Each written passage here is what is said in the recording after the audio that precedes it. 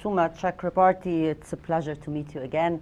And let me first start with this forum and your speech and the significance of the forum. But before going into the details of the forum, let me stay by the qualities you listed in your speech for any new and successful market economy. How does Egypt fit in the qualities you listed? Well, many of the qualities I listed apply to Egypt. I mean, just take some examples. We want the Egyptian economy to be more competitive, particularly its private sector to be much more competitive. And I think there's a real chance now with the reforms that are coming in, the policy reforms on the back of the IMF program, but other reforms, that this will give a chance for the Egyptian companies to really begin to reach the standards they want to reach, which will help them become more competitive globally, regionally and globally. But secondly, I think another area where Egypt is really potentially extremely strong, where there's been a big gap, is the green agenda. So I'm very proud of the fact that EBRD is investing so heavily in solar power in Egypt. We know this 500 million euro framework that we've approved. I went down to Aswan, to Benban, and saw the project site. And I think this is an extraordinary opportunity. This will be the largest solar park in Africa. Potentially one day I think Egypt has an opportunity, because it has the sun, it has the land, the desert, to really make a real approach on this that will actually grow the solar industry in this country, and potentially wind too. So I'm very proud of the green agenda too. The other thing I mentioned, of course, was inclusion. I think this is very important. We want to see more young people in the labour market, getting jobs, creating companies. We want to see more female entrepreneurs getting access to finance. So several of the projects that I signed today involve getting finance to these people. And I'm very proud that EBRD has now invested so much in the SME sector in Egypt. 600 projects, just advisory projects I'm talking about, in 5 years, 600. And of those, nearly a third are to female-led businesses. This is great. I mean, this is exactly what I want to see more of EBRD doing. So big projects, yeah, of course, we should do those, continue to do those, like the solar parks, but also the SME sector is really important for inclusion. You stressed actually in your speech the role of the MSEs and how it helps to promote the economy of any country. Germany is really a big country, still working with the MSE and still supporting the MSE. How do you see the progress of MSEs here in Egypt? You give the good example of Germany. I could also say Italy, I could say Japan. I mean, the various advanced economies, I think their backbone initially was SMEs and still remains quite strong in many of those economies. What is really important is for those SMEs to get the sort of help at the early stages, because a lot of SMEs fail because they don't get the right help. So, for example, when an SME wants to apply for a loan from a bank, it needs to be able to put together the proposal in a way that a bank can find it acceptable for financing. Many of the people who are creating SMEs, they're great with the ideas, but they don't yet have the management skills and knowledge to put together a project proposal very well. That's the sort of advisory stuff we can do. But also, sometimes they want to expand. And they want to expand their facilities, and they need capital injection, again, through the banks. We can do that through SME facilities. So we can help SMEs in a variety of ways, whether it's advice or finance, a number of different ways to do it. The great thing would be if, let's say, in 5 to 10 years, we saw some of these SMEs grow into slightly larger companies who were then not just supplying the domestic market as part of a value chain, but also potentially exporting regionally to start with. So I was very pleased when I was in Aswan. I went to see the Higazi desert cooler people. I didn't know anything about desert coolers before I went there. It was an eye-opener because this sort of cooling can happen in a hot but dry country, dry heat. This is also exportable. And this is a company which it used to actually import these coolers. Then it started manufacturing itself, but it started manufacturing with 100% imported materials. Now it's down to 18% imported materials, 82% local content, and employing local labor in the Aswan area. And they have plans to export to potentially Sudan, to Saudi Arabia, to Jordan, and we can certainly help with that too. So that's the shifting up the production curve that I want us to do with SMEs. Building capacities is also Building capacity is one of your concerns. Yeah, building capacity is very fundamental. I mean, I think when people talk about well-governed economies, and I mentioned that, people immediately think about government. Of course, we need good state institutions because they create the right climate for the private sector. But we also need to build a capacity and capability inside companies too. So I want EBRD in future, and I make this point very boldly, to take more equity positions in Egyptian and other companies in this region. Because if you do that, you then can actually work from the inside, maybe with a seat on the board of these companies, to help them define their strategy, define their capability, what skills they need, structures they need, incentives they need, and you can really make these companies, help them to grow. And you also have a real stake in it because it's your equity that's in the company. So I want to see us doing more of that in the next 5 to 10 years as well. What do you expect, just going back a little bit to the green economy, because this is a very important worldwide, not just here in Egypt, and talking about Aswan plant or power plant, what do you expect for the renewable energy future here in Egypt? I think the future, it's a joke in a way, but the future is bright. Basically, because you have the conditions, you have sun and you have wind. So you have the basic conditions there. So the key thing that has happened in the last few years is that technology has got a bit cheaper and more flexible, and therefore the prices have come down. So what was, the governments often had to subsidize in the past to make it happen.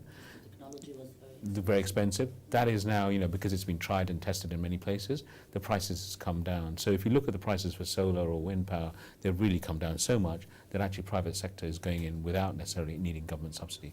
The key though, from our experience in other countries, and I know Egypt understands this, is you have to have a long-term policy framework, regulation and pricing. Because if you don't, the private sector worldwide, which wants to invest, then becomes very wary. So in some other countries where the governments have changed the regulatory or pricing system, not in this region but in other regions, that has led to some projects which the private sector invested in becoming commercially unviable later because of the changes in the regulatory system. Now, Egypt understands this because it's observed what's been going on around the world. Jordan, Egypt, these countries have understood the need for a long-term policy framework, and that's what they've committed to. So the reforms, the economic reforms that go through, and they're fundamental, and how stable are they, in your point of view, for the investors to come here to Egypt and invest? So I think it's wonderful news that the IMF tranche, looks like it's going to go to the board, obviously, for approval, but staff level agreement has been reached between the IMF and the government. That shows that the IMF staff who've done the analysis, looked at it, believe the government remains committed, is taking the actions required on time, progress is being made. That is good, of course, in itself for Egypt, but it's also good as a signal to foreign investors. Another example would be what S&P have done recently. They looked at Egypt's credit rating, and they decided that, to give it a more favorable outlook. This is very good news because, again, foreign investors start looking at these things and they compare Egypt with other emerging markets, and Egypt looks like an even better bet than it did a year ago. So these are sort of reforms and competition policy, other things that the government is doing. We're trying to help with the investment climate as well. Egypt has moved back up the Doing Business Survey league table in the right direction. This is all because of these things happening at the same time. So I pay a lot of credit for the Egyptian policymakers in terms of beginning to implement real reform. How do you really help in improving the investment environment here in Egypt? So I think one of the big things that we want to do with the government is the creation of this Foreign Investment Council. This has been a very successful thing in many other countries. What happens is that basically the government, the president, I think it should be the president, would chair the Foreign Investment Council, and foreign investors who would come, who are investing in Egypt, want to invest in Egypt, would come and talk about what are the obstacles that they're facing, and then the government would work with those investors, and EBRD will be a member of this council as well, and we will actually help finance the secretariat of this council as well. So the government will get all the advice it needs from the foreign investors and from EBRD, and then it will, I think, then do some work in working groups and so on, and try and then come up with the response. Over time, what we found when you do that in many countries that we work in Central Asia, in the Caucasus, in Eastern Europe, these councils can really make a major difference to how a country is perceived by the foreign investment community. So and I think this is what you're looking forward to. I think this is going to happen in the next few weeks. Okay, yani a lot of discussions have been taking place. We've been taking place. Last visit here, a couple of years ago when I came last time, we had a big discussion around this, and it looks like now it's going to happen.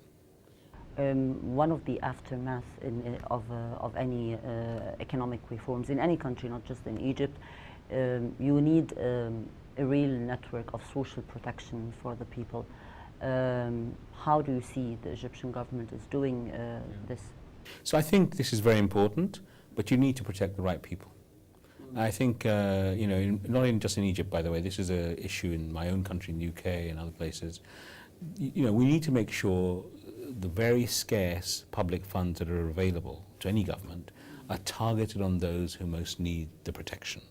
So I'm never in favour of middle-class subsidies. I think they have to be targeted on the poor, because they're the ones who need the subsidies to help them manage. Because it does matter, it really does matter in terms of inclusion, for example, that the poor have access to the services that the rest of us have access to, that these services are affordable and they can access them. So I'm not against subsidies, but I'm in favour of making sure the social protection subsidies are really focused on those who need the poor. And you need to support other items as well, like the public transportation, for example. Absolutely. And we're working very closely with the government on that, the railways and other things. And I'm very keen to have a profile which really helps with not just public transport, but wastewater services, water services, all the sort of basic things we all expect in life, the basic needs, as I always call them. Really, because EBRD has done this in other countries too, a huge push on municipal services to make the lives of ordinary citizens a much better place and affordable as well. You are also concerned about women and women business, and you signed an agreement today along this forum that was addressed for women. Yes, with Al Ahly Bank, and this is a sort of thing we like doing in every country. So this is not unusual for us. We have now women in business programs in, I think, now 16 or 17 countries now out of our 37, and I'm expecting further expansion in this region of these programs. It started in Turkey, and it started with something you and many other women would be very, very familiar with. The Turkish bank looked at this and said, why are we not getting any female entrepreneurs to borrow? They asked us to look at this with them, and we looked at it together, and we found it was one of the reasons, main reason, was the banking system would only lend to women or men on the basis of collateral, physical collateral. And of course, physical collateral is usually property, and the property was in the husband's name, usually. So the women were locked out for a simple reason, that the system wasn't thinking about what we needed from them. So when these banks decided to change their approach with our help, suddenly they said, okay, we'll actually ask for the collateral to be the revenue stream from the loan. That then suddenly unlocked a wave, an avalanche of female entrepreneurs who suddenly got access to finance. We've taken that learning to other countries now as well. That was in Turkey. What about Egypt? In Egypt, I don't think that's so much the issue. I think the issue has been much more about actually reaching and finding the female entrepreneurs. That's why I mentioned the 600 advisory projects, of which a third are now female-led businesses. I think it's been trying to reach into them. And here we've been quite helped by the social fund people. I think they used to be called the Enterprise Development Agency. They've been very, very helpful in trying to find clients. But also many of the banks here have spotted this opportunity already, so they've been reaching out as well. So I'm actually quite pleased with the progress we're making here on that front too. Last question, your report, the one you issued recently, talking among other issues about the growth here in Egypt, and you are foreseeing or expecting the growth to increase more. It increased actually, what you said, 4.5% for the year 2017-2018, and you're looking forward that more growth. So this is really good news, isn't it? That you are basing your report on. So this is really good news. So if you compare with May, when we last did the forecast for the same period has gone up. Now what has happened? Firstly, it's not all Egypt, it's partly because the global economy is recovering. So some of the main trading partners for Egypt, they're also recovering. So this is good for Egyptian exports. But I also noticed, frankly, I've been here when I was in Aswan looking at those projects, the tourism is beginning to recover, and that's of course a major foreign exchange earner for Egypt. And that's a really good news. I think some of the reforms that we just talked about, I think they're leading to new investments by people who hadn't invested before in Egypt. That's another reason for the growth. So there are 3 or 4 different reasons, but they're all good reasons. So they're all really falling in the right direction. And I would expect the years after, provided this momentum is maintained, and provided the country stays stable, because it's such a hot, such a sort of difficult region, as you know. You live here, it's always up and always down. You can never be sure. But Egypt is an oasis of stability, I think, in many ways. And as long as it stays stable in this way and pursues economic reform, I think the future is bright. Thank you very much, Mr. Chakrabarti. Thank you. Thank you very much.